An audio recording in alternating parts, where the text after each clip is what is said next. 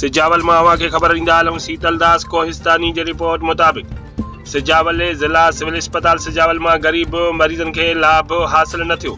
अस्पताल की करोड़े रुपया बजट खुर्द फुर्द 10 डॉक्टरन के सियासी आशीर्वाद हासिल।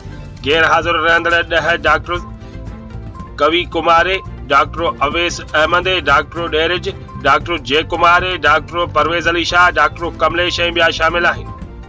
सिविल अस्पताल में माहवार पगारूं हासिल करे रहिया आहिनि, जॾहिं त BPS 16 जो मुलाजिम गनी जतवे के स्टोर कीपर जी चार्ज ॾिनी वई आहे। ज़रियनि मूजिब सरकारी दवाऊं MS सां मिली भगत सां स्टोर कीपर प्राइवेट स्टोरन ते विकिरो करे इलाज लाइ अस्पताल में मरीजन के डॉक्टर सरकारी स्टोर में दवाऊं ॾियण बदिरां प्राइवेट स्टोरन ॾांहुं मोकिलियो वेंदो आहे।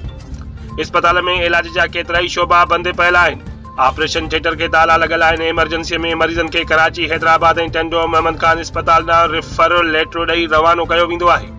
गैर हाज़िर रहंदड़ 10 डॉक्टरनि समेत 30 मुलाज़िम घर वेठे पगारूं खणी रहिया आहिनि, जिन ते अञा ताईं का बि कार्रवाई न थी सघी आहे। सिजावल जे शहरुनि सेक्रेटरी सिहत ऐं वास्तेदार अख़्तियारनि खां फौरी तौर कार्रवाईअ जी घुर कई आहे।